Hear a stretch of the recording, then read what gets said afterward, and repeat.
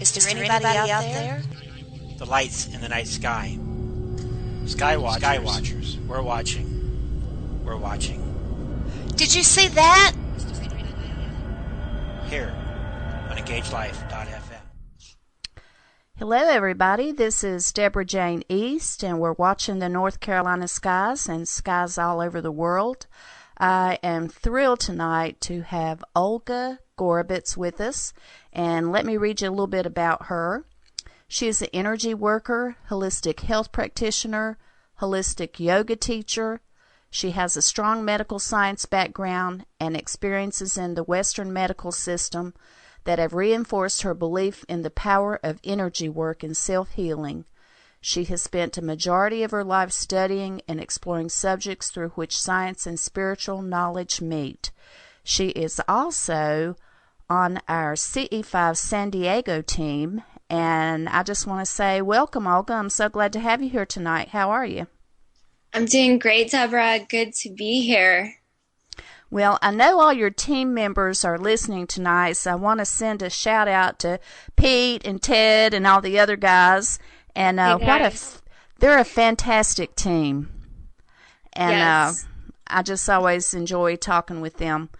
My first question, Olga, is what's a nice girl like you doing in a CE5 team? You want to tell us how you got interested in doing this? Well, yes. It's actually a long story, but the first experience that I had with Stephen Greer actually was my spiritual awakening. And since that was at the root of my entire spiritual path, I have been loyal to the path and have stayed very interested and very involved in the subject matter. Now, did you take training with Costa Macris too, like Peter did? No, I did not. Okay, so have you ever had a experience seeing a light in the sky, or I know that you've had some CE5 expeditions. You have witnessed lights and everything in the sky, haven't you? Yes, I have seen many different ships. Many of them have been the amber lights, or what are known as phoenix lights to some. I have seen the white lights before, and on one of our UFO Skywatch expeditions, we actually have night vision goggles, and so I've actually witnessed quite a few spacecraft that are not in the visible spectrum, but can be seen through the IR spectrum goggles that the military uses. That has to be exciting when something like that happens. How often are you getting together with your team to do this? So sometimes it's been every 2 weeks.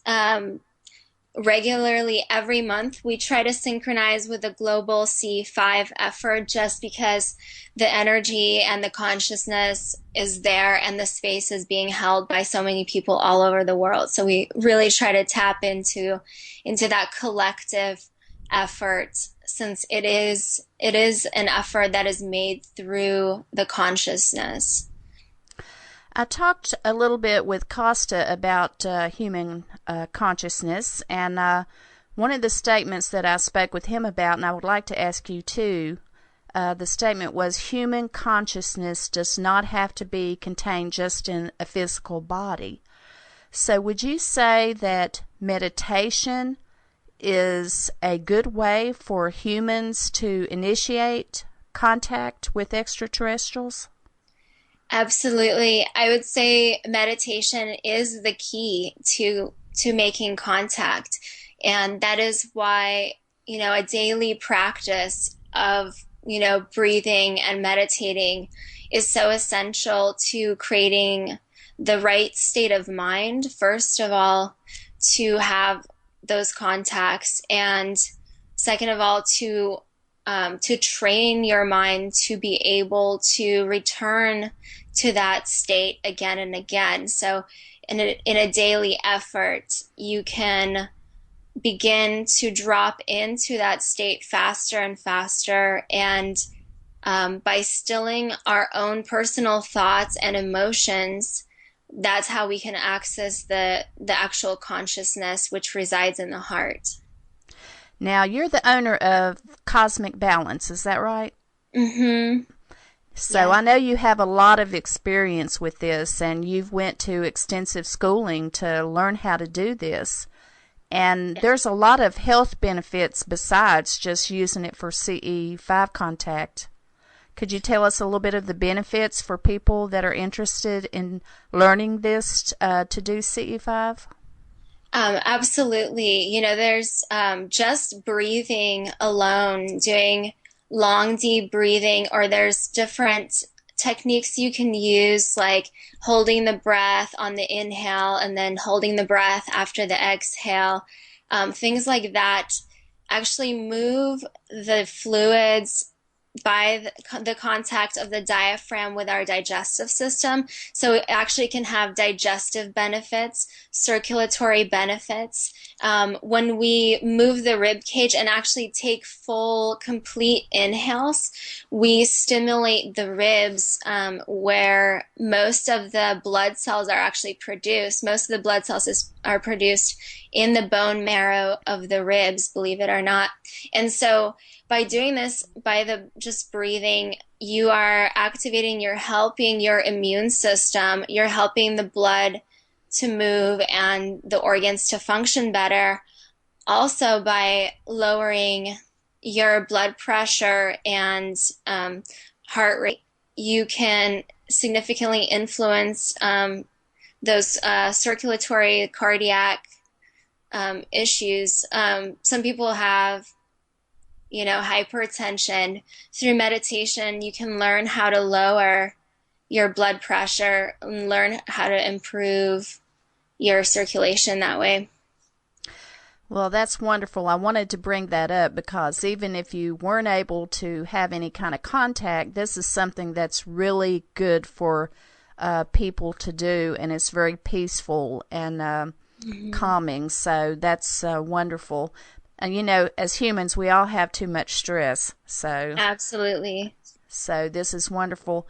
I know that you are also an energy worker. Could you tell us a little bit about that? There's a lot of people that may not understand what that entails.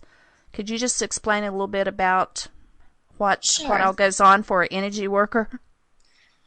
So, as an energy worker, I've taken almost a decade to develop sensitivity to energy in the field of the aura around people, tuning in to people. I can tune into objects and training myself to remote view or to be able to view inside the body.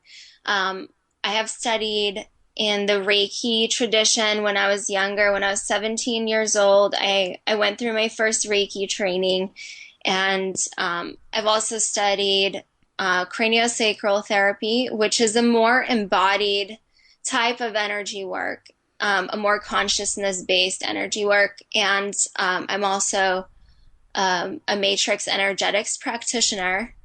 So all of those things work in different ways. Reiki is using the universal life force energy, and you don't even have to be a practitioner to be able to access this energy. Some people call it chi, some people call it prana, depending on which school of thought you have studied or feel most resonance with. It's the basic life force energy that exists in all living things, even the minerals and the plants. So basically what I do is I work with that energy. I see the field around the person, and if there's any like energetic leakages or if there's gaps, or sometimes thought constructs come up around the person. For example, all of our thoughts are a vibratory pattern. So we encode in the space around us all of the things, the patterns that come up for us. So a lot of times I'll actually see an image in the person's surrounding electromagnetic field, and I'll ask them about it, and it will be something that is a very prominent presence in their life. For example, I could see a person's dog, I could describe the dog and they'll tell me that's my dog, and I could feel that there's a strong relationship there, or things like that just allow me to access the patterns of consciousness, the patterns that sometimes can block us or need to be moved in a certain way so that the person's healing can happen. Well, I have to say I'm quite impressed with that. And for all the UFO fans out there that are listening, Area 51, one of the experiments and things that they were learning about was remote viewing. They were doing testing on that. And it's funny because now you're using that for the CE5, the remote viewing and doing things. So I think that's pretty cool. Do you think that anybody can learn how to do some of this, Olga, or does it take a whole lot of training?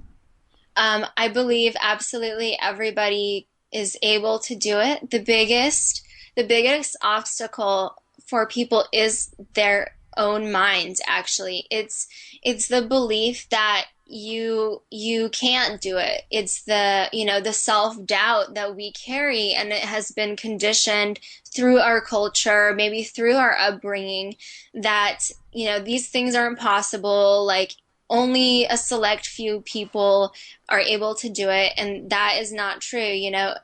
Everyone just has to find that neutral space of no judgment, of letting go of being hard on ourselves.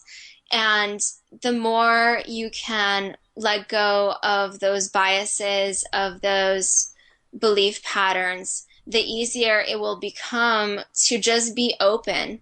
And it's really a cultivation of openness that allows us to perceive those other things in a different part of the world, or on a different plane, or even in the minds of other people. It's all the same channel that's working there. So the biggest thing is just breaking down your own perceived limitations.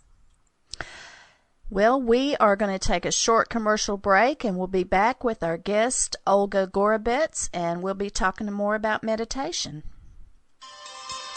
Thank you for being a part of the Engaged Life family. Welcome home. Something strange was happening in Lilydale, New York. Marina Jacobs went there to search for the one true man that she loved. Too bad he wasn't human.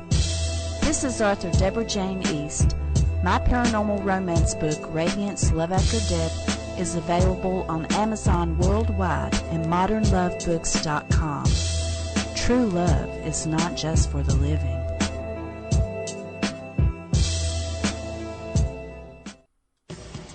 When someone asks you what you're doing today, tell them you're living life and having fun on Engage Life Radio. Call in and talk to our hosts about just about anything you can imagine, and have a good time doing it.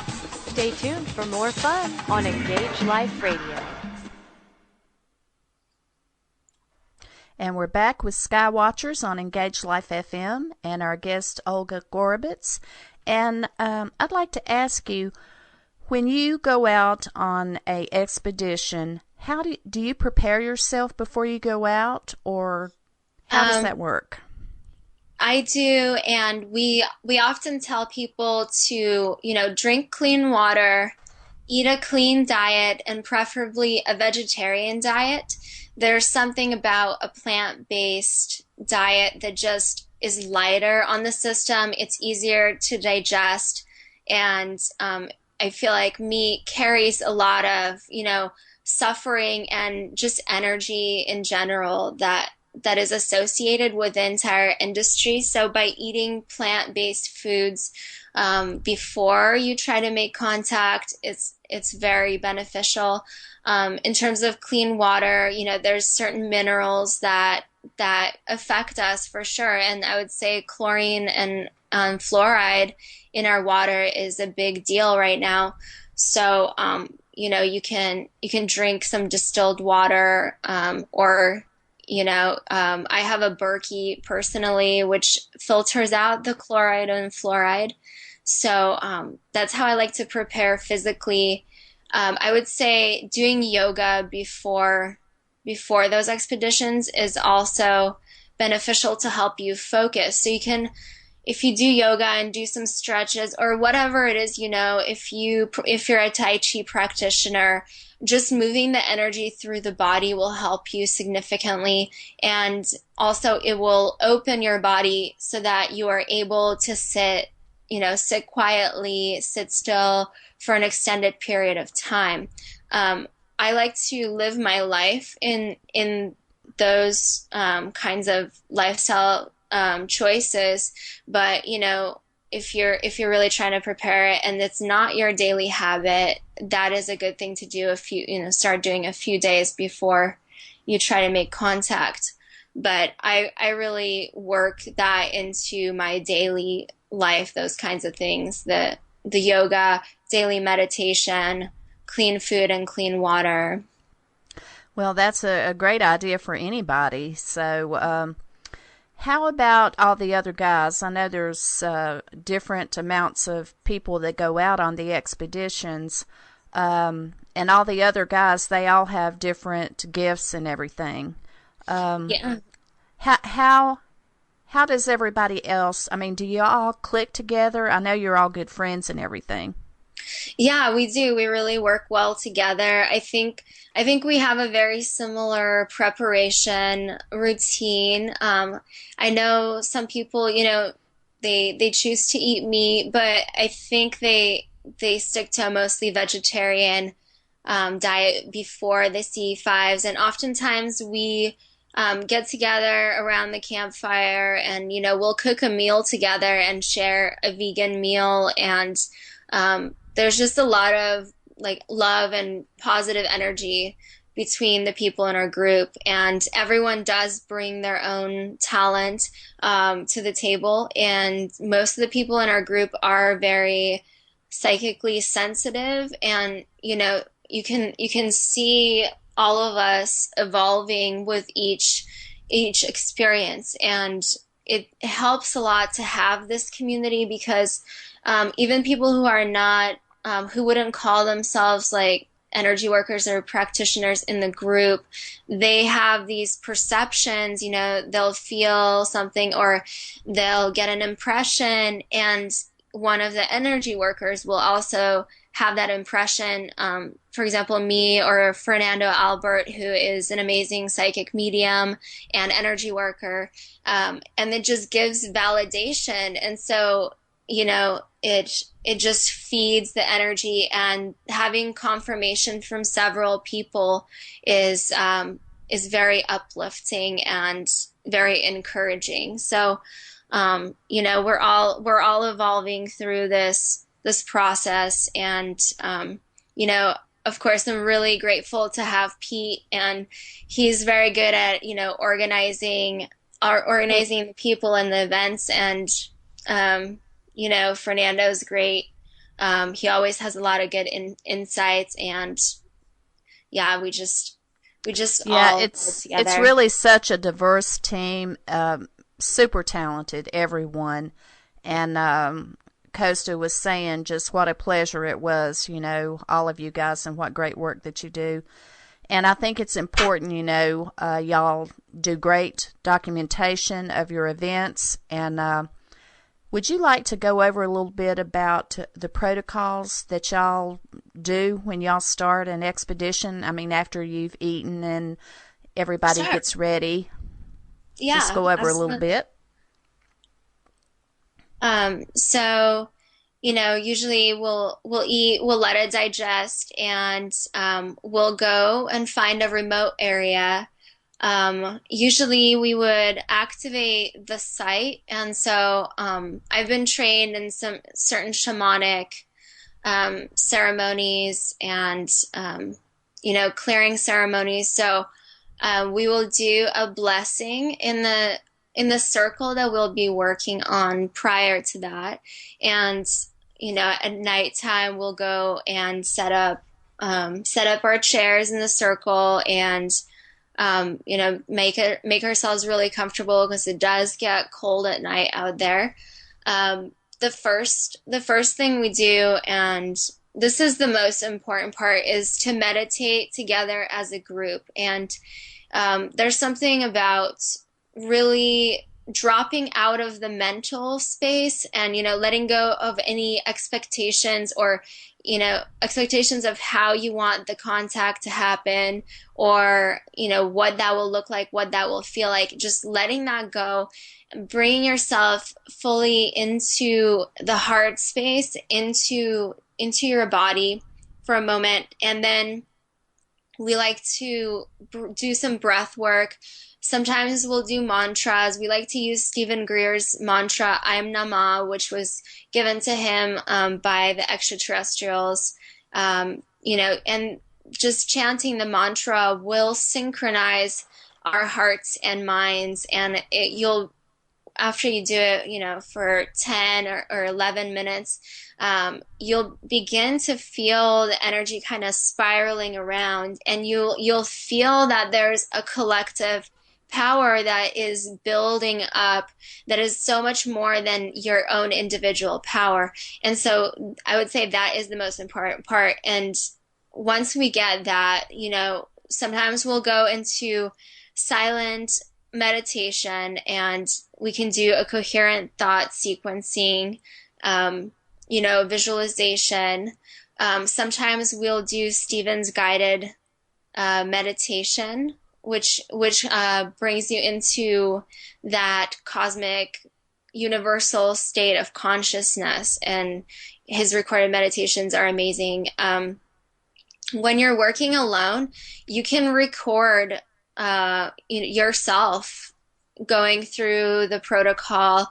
I know in the back of Stephen Greer's book, there's a meditation that, like a transcription of a meditation. And so what I used to do in the past before I had this amazing group was record myself talking or just going through the meditation, and then I would play it and I would sit, for an hour and just go through the meditation. I've had really amazing results. And even if you don't receive a message, even if you don't have, a light show or have a spacecraft appear, there are some amazing, very powerful states of consciousness that you can reach within yourself. So, it's good not to be disheartened by not having results right away, because there will be other types of results that come. And and I think they talked about it could be like a touch or different things, not just a manifestation of lights and all. Exactly. Yeah, we've had the experience of touch. We've definitely heard footsteps around us, like the impression of someone walking around, things like that. I've heard tones, and Fernando and I have both heard similar tones that are just very, very different than what you would hear normally, And so there's other phenomena that come through. And like I mentioned before, some of the craft or some of the beings may not even be in the visible spectrum, because they're interdimensional beings. They don't have to come in a carbon atom body type the way that we do, So, and I think that's hard for some people to wrap their mind around. But for instance, one of the times when I was interviewing your group, I was touching a couple of geodes that I have, and I don't know why, but after I got done with the interview, I took pictures and I had some images show up, which I have posted on Skywatchers. So I was amazed. Yeah, that was pretty amazing. Peter, he went, wow. And I thought, I have no idea why I took pictures of the stones, but when I saw the pictures, it made sense. But, it really is amazing. It's amazing. And if you open your mind, open your mind to the possibility, I think that is one of the most important things to do as well. absolutely.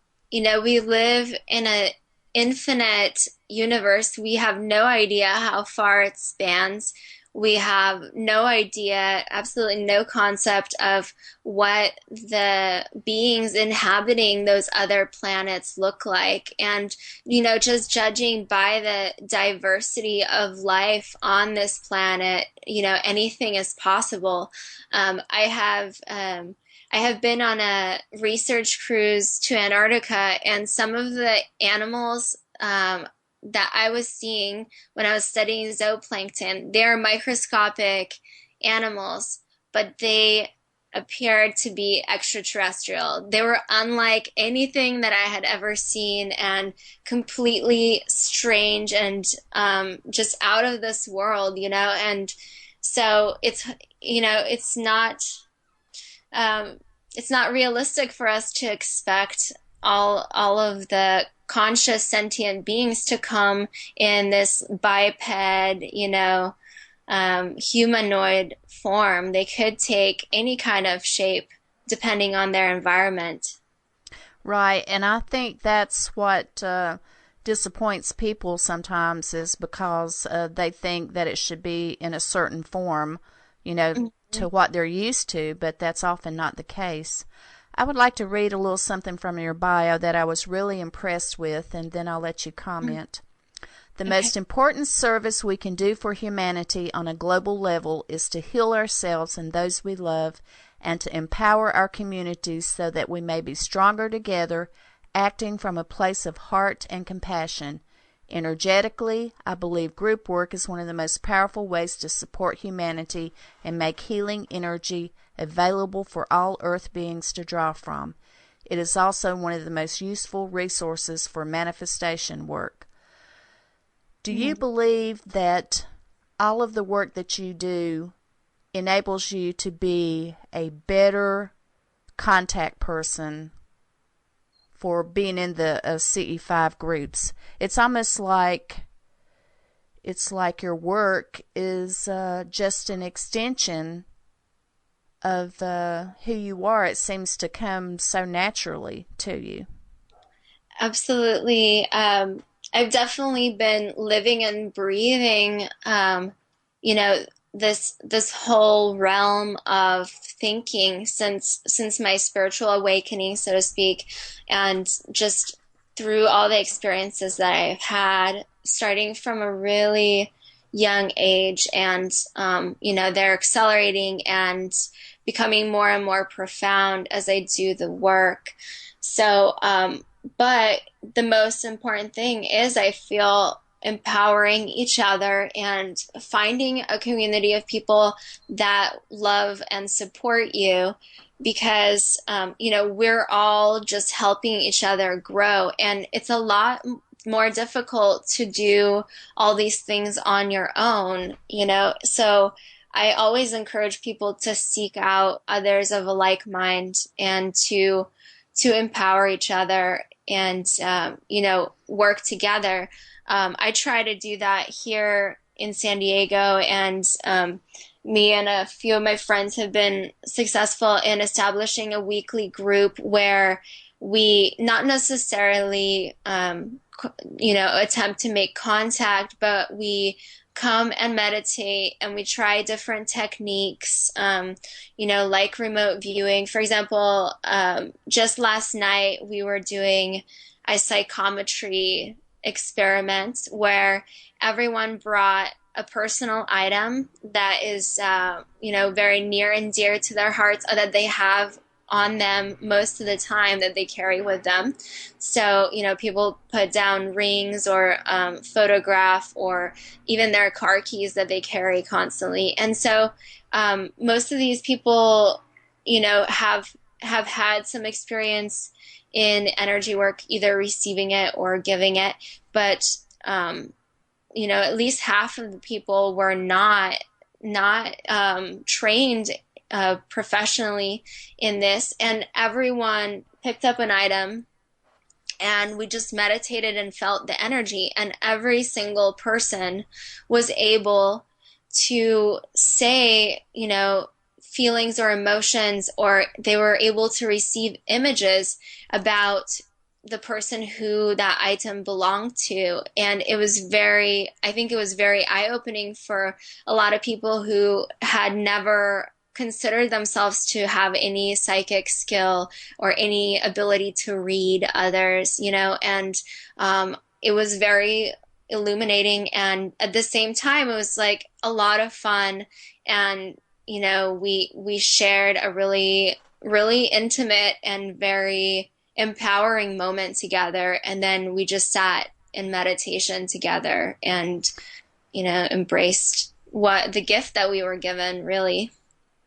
And we'll be back after this short commercial break with Olga Goroberts of the CE5 San Diego group.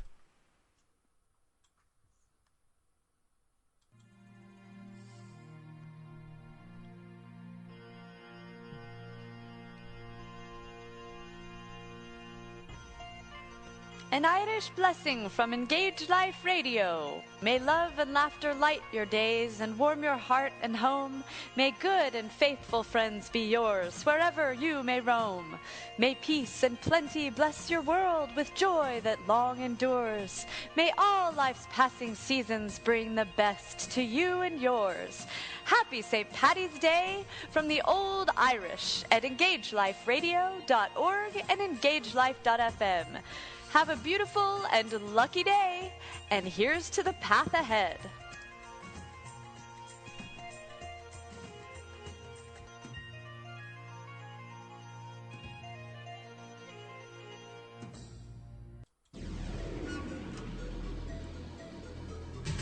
You're listening to Engage Life FM, a nonprofit public charity station raising awareness on child trafficking, generational abuse and trauma, and human rights. Visit us at engagelife.fm and help support the cause. That's engagelife.fm. We thank you for your support. Looking for a good time? ModernLovebooks.com. The one place to find that special book for that special time. ModernLovebooks.com.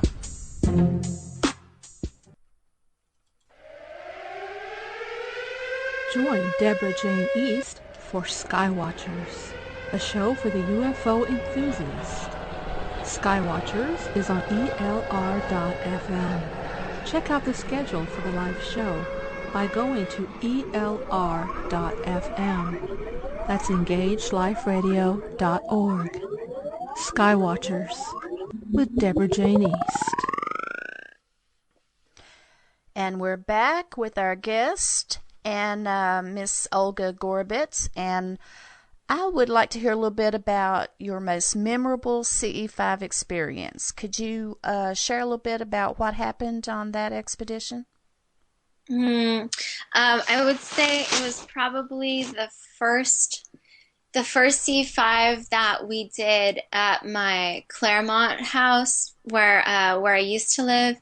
And, we have done quite a few of them in the city, but that one was pretty powerful because it was such an immediate response. So I think we had a group of about 10 people. I may be wrong about that. I don't know. It was about 10 people.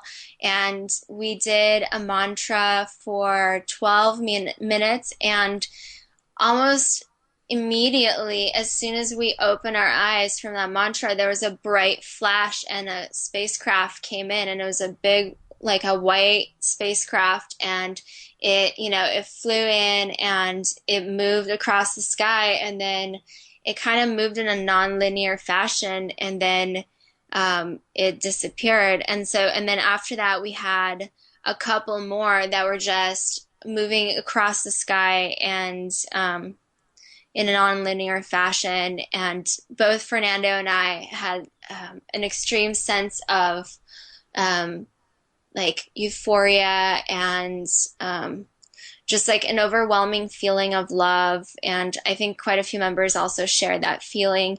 But it was really profound because it was a immediate confirmation that, we're doing the right work. And this was the first time that Pete and I had kind of joined our groups together once we realized we were both doing this work separately.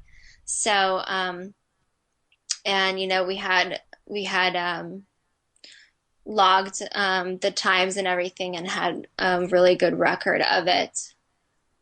Now, do you pick your locations for specific reasons, or is it because you've had sightings there before, or do you rotate? How do y'all do that? So sometimes we'll pick a location out of convenience. So we'll do it in the city, and as with the experience that I had just shared, it is possible to do it anywhere. It's just easier to see when you have a clear sky. So in San Diego, we have sometimes a foggy cover or like some smog or just light pollution that may decrease your visibility. So we like to go out to a remote area about an hour away, and it's a beautiful campground. It was a Native American site, so it holds a lot of power, and we've activated it several times, and the guys had a really amazing experience there. One of their first campouts, where unfortunately I couldn't be, but I'm sure you've probably heard about it from some of our other members. But we'll pick a site where we can be undisturbed, basically. I think that is the most important thing, is that we don't have distractions, a lot of people walking by, or cars, or any kind of just external phenomena that are going to interfere or obscure some of the things that we're trying to perceive. Now, do you guys spend the night there? Do you camp out, or do you just stay for a few hours? No, we camp out there. Usually, if we're doing it in the city, we'll just stay for a few hours, and we'll have a cutoff time, and we'll end it after probably 3 hours or so. If we're doing a short one, because the ones in between are in between the camp expeditions are mostly for training and group cohesion, but we have had success both in the city and outside. Now, I noticed there's not a whole lot of girls in your CE5 group. Do you think women are not as interested, or are there any other women, or is it just you? We have had a couple women at the beginning, but they don't seem to be coming to these things with us. And then all of our new members seem to be men. So there are women. I have friends who are interested in it, but for some reason they're not as committed to the purpose, I guess, because they would rather be local and go out. My producer was saying that she liked to camp out. No. You didn't? No. What'd you say? No, I go ick.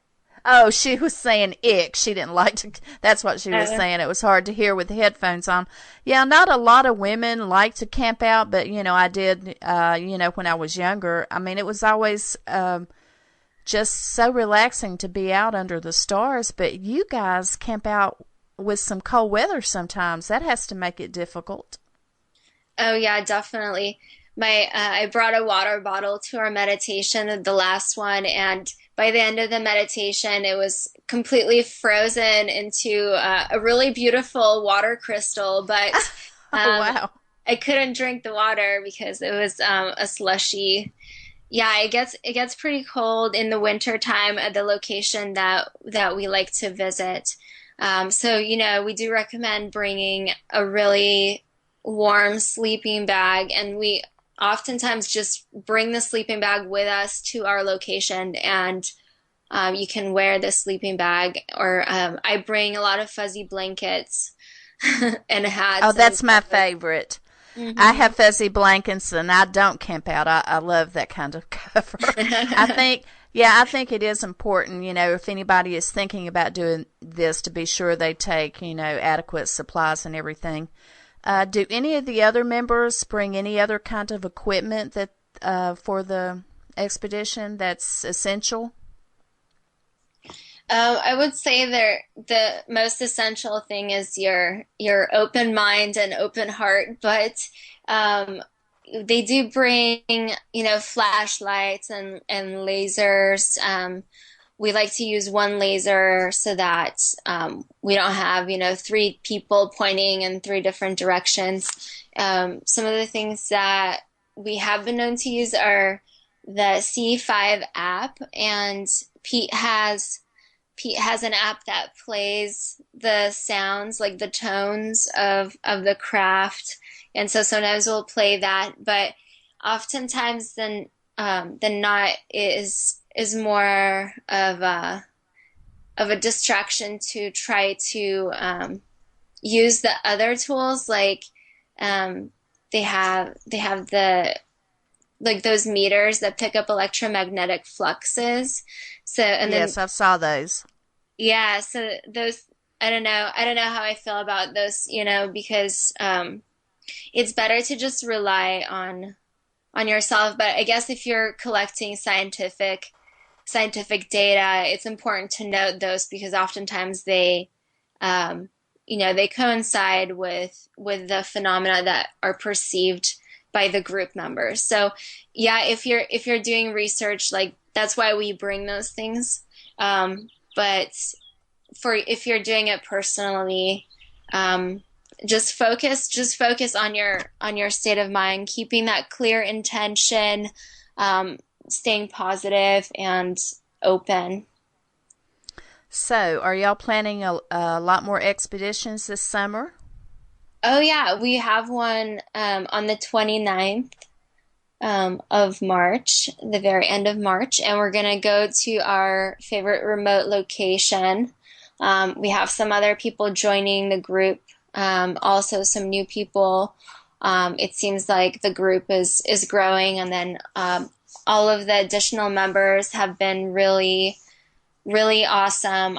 We do a good job of screening, and Pete is really, really great at bringing in new members that really fit in with our kind of way of life and what we're all about. So I'm really grateful for that. Yes, and one thing I'll say is what impresses me about your group is everybody takes this in a serious manner. I mean, it's something that's very important to y'all, and that it is just, everybody is so adamant about being peaceful and being together as a group, functioning as a group. I know Peter said nobody really is the head. Everybody has all the same, responsibilities. I mean, it's not like an ego thing. It's everybody does their thing, and y'all function together that way. And I was really impressed with his attitude. I know you guys have a Facebook page now. Would you like to tell everybody how they can find you on Facebook? And also, I want you to give your Facebook address for your place that you run.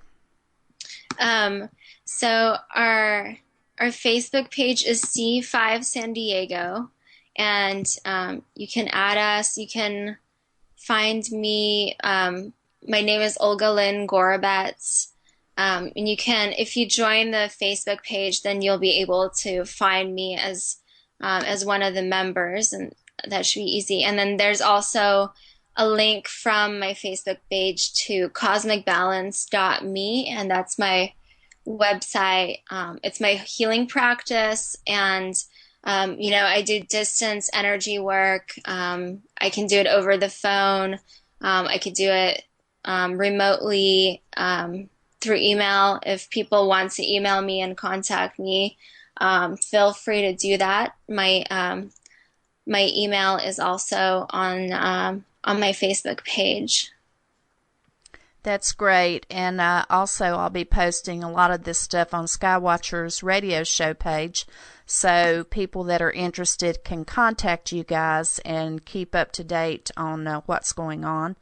And would you like to say, we're almost out of time, but a couple of last comments about your experience doing CE5? Well, I just want to say that, it has profoundly changed my life, opening myself up to this phenomena. And, I used to be a very scientific, analytical minded person. And, just hearing Stephen Greer talking about and describing how these beings exist, how, they're all intelligent, higher forms of intelligence. It really, really cracked my mind open and, made me realize that we are all connected. And that's what I like to remind people, is that we are all connected through our consciousness, and we just have to come closer and closer to that feeling of being included, of letting go of the pain of separation, and, don't feel like an isolated being in this universe. Like, don't allow yourself to feel like a grain of sand, washing in the ocean. We are a part of something very big, and there's a lot of power and strength available to each and all of you. And so that's kind of the message that I want to convey to the readers, or to the listeners. Basically, and it's such a beautiful message too. It really is. Yeah, like, stepping into your power, and know that you too are a universal being, that you too are capable of amazing things, and, perceiving alternate realities. Like, you can do this. Amazing. Such a wonderful thing to be a part of, and I wish you guys continued success. And like I said, everybody like their Facebook page and keep up with what's going on. You can also, if you're interested in doing CE5, you can go on the etletstalk.org, and Costa Macris, the founder, he will inform you about events and things that are going on in the community. So I want to thank everyone for being with us today on Skywatchers. We've got more exciting guests. If there's any scientists or witnesses, photographers, or people that are studying ufology that would like to be on the show, just go leave me a comment on my Skywatchers page and we'll get in touch with you. Thank you, Olga. Say hello to all the guys for me. I appreciate you being on the show. Thank you, Deborah. Always a pleasure. Bye. You have been listening to Skywatchers with Deborah Jane East. Contact us, skywatchers, facebook.com, or Alien Chronicles for more information.